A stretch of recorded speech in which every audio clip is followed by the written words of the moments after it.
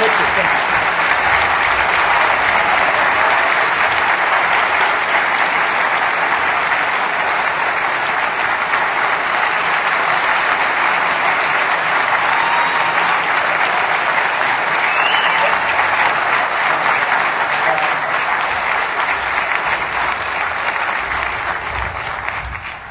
you, everybody.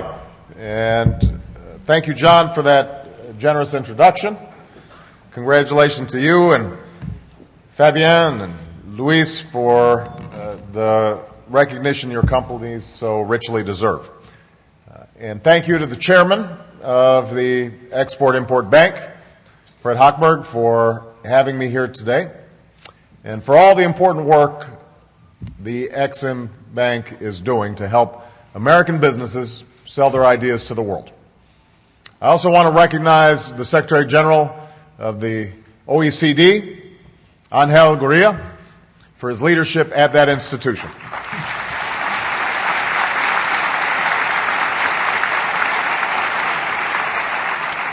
Let me also acknowledge some members of my economic team who are here today. My Commerce Secretary, Gary Locke, who's just returned from a trip to Brazil. Where are you, Gary? There he is right here.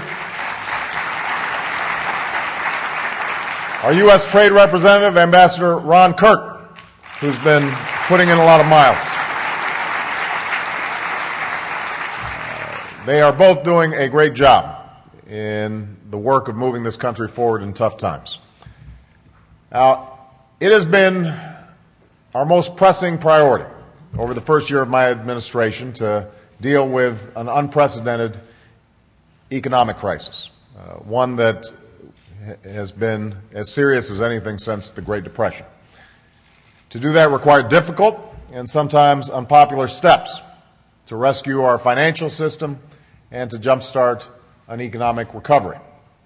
But we took those steps, and because we did, we can stand here just over a year later and say that we prevented another depression, we broke the back of the recession, and the economy that was shrinking a year ago is growing today. And what's also clear is that we've got a long way to go. More than 8 million Americans have lost their jobs since the start of the recession.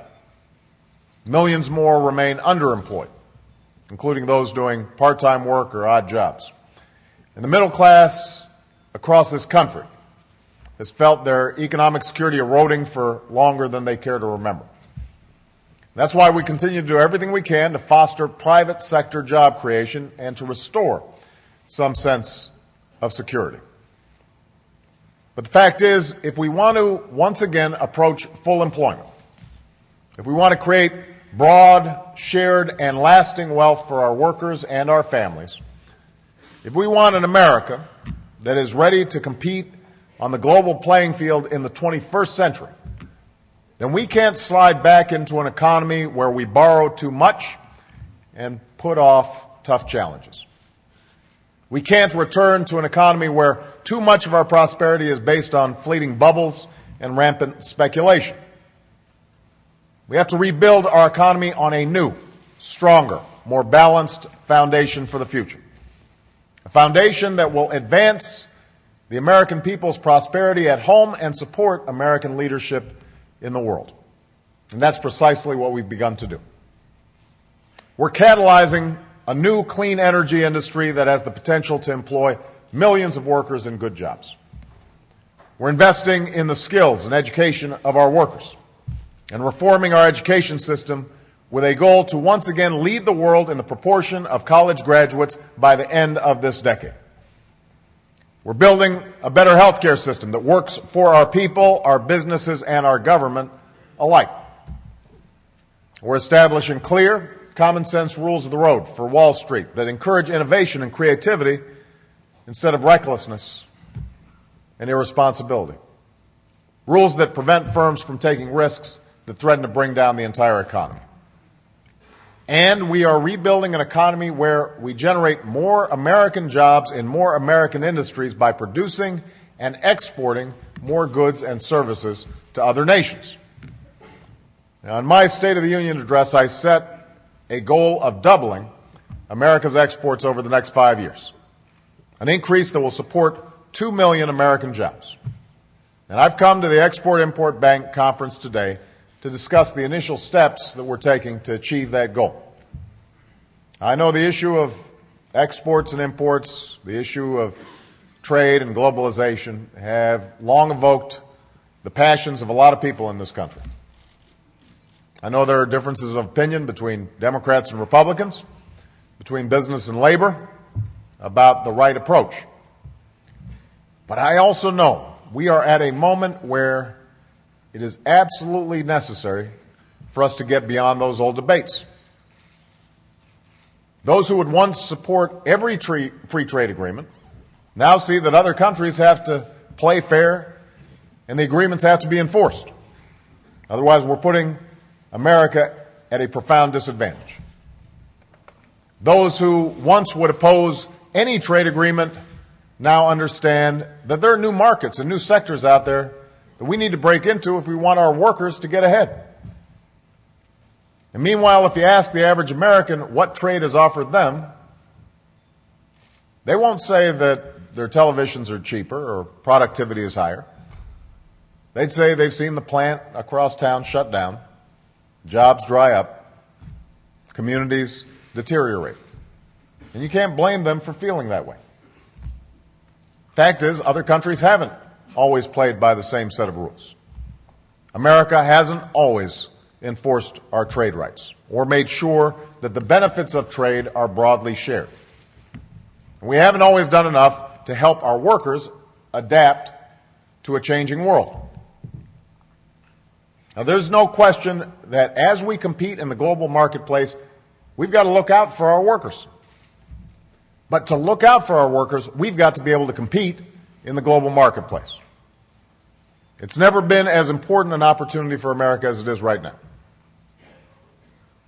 In a time when millions of Americans are out of work, boosting our exports is a short-term imperative. Our exports support millions of American jobs. You know this well. In 2008, we exported more than $1 trillion of manufactured goods, supporting more than 1 in 5 manufacturing jobs. And those jobs, by the way, pay about 15% more than average. We led the world in service exports, which support 2.8 million jobs. We exported nearly $100 billion in agricultural goods. And every $1 billion increase in exports supports more than 6,000 additional jobs. So it's critical in the short term, but it's also critical for our long-term prosperity. 95% of the world's customers and the world's fastest-growing markets are outside our borders.